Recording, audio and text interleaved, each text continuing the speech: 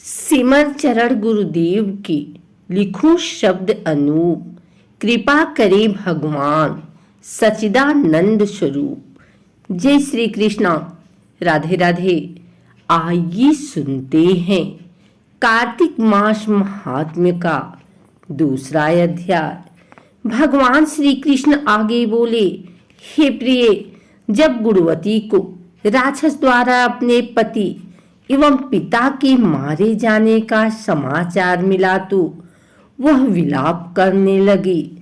हाय नाथ, हाय पिता, मुझको त्याग कर तुम कहाँ चले गए? मैं अकेली स्त्री तुम्हारे बिना अब क्या करूं? अब मेरे भोजन वस्त्र आदि की व्यवस्था कौन करेगा? घर में प्रेम पूर्वक मेरा पालन पोषण कौन करेगा? मैं कुछ भी नहीं कर सकती। मुझ विधवा की कौन रक्षा करेगा? मैं कहाँ जाऊं? मेरे पास तो अब कोई ठिकाना भी नहीं रहा। इस प्रकार विलाप करते हुए गुणवती चक्कर खाकर धरती पर गिर पड़ी और बेहोश हो गई।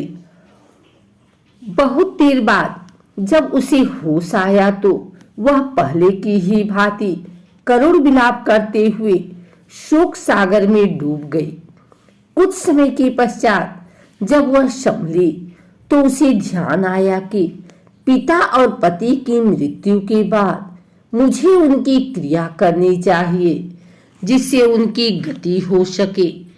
इसलिए उसने अपने घर का सारा सामान बेच दिया और उससे प्राप्त धन से उसने अपने पिता एवं पति का श्राद्ध आदि कर्म किया। तत्पश्चात वह उसी नगर में रहते हुए आठों पहर भगवान विष्णु की भक्ति करने लगी।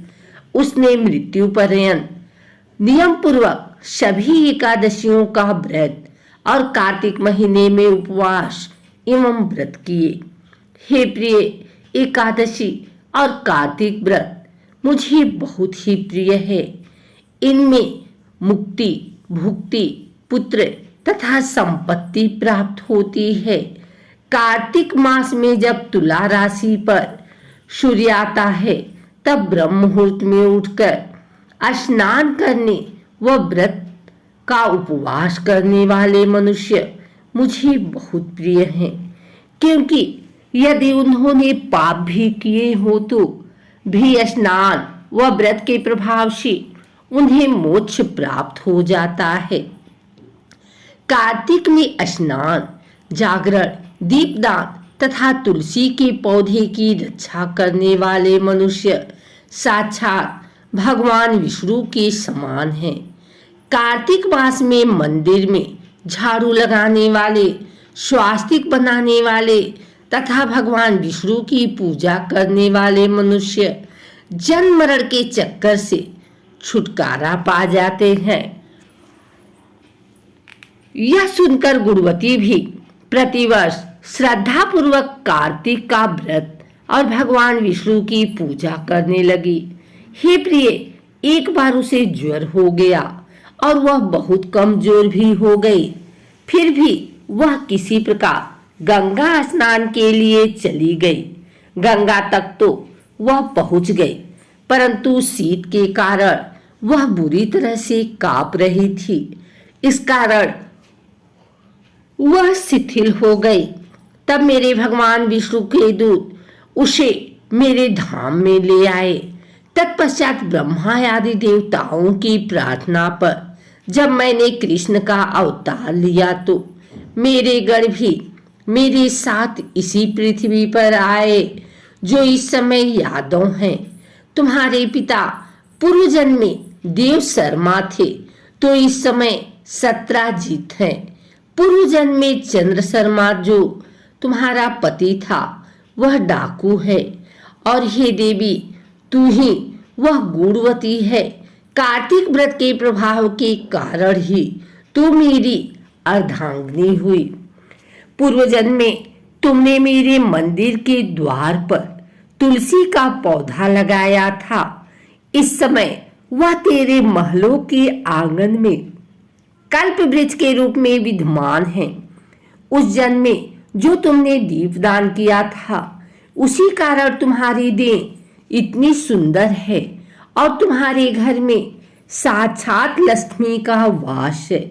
चूंकि तुमने पूर्व जन्म में अपने सभी व्रतों का फल पति स्वरूप विष्णु को अर्पित किया था, उसी के प्रभाव से इस जन्म में तुम मेरी प्रिय पत्नी हुई।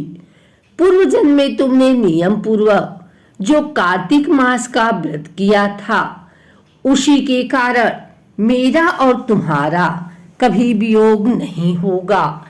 इस प्रकार कार्तिक मास में व्रत आदि करने वाले मनुष्य मुझे तुम्हारे समान प्रिय हैं। दूसरे जप, तप, यज्ञ, दान आदि करने से प्राप्त फल कार्तिक मास में किए गए व्रत के फल से बहुत थोड़ा होता है। अर्थात कार्तिक मास के व्रतों का 16वां भाग भी नहीं होता है। इस प्रकार सत्यभामा भगवान श्री कृष्ण के मुख से अपने पूर्व जन्म के पुण्य का प्रभाव सुनकर बहुत प्रसन्न हुई। अगर आपको हमारी वीडियो अच्छी लगी हो तो इसे लाइक करें, कमेंट करें, शेयर करें। हमारे चैनल को सब्सक्राइब करके बेल नोटिफिकेशन ऑल पर सेट कर लें, ताकि आगे आने वाली वीडियो सबसे पहले आप तक पहुंच सके। धन्यवाद।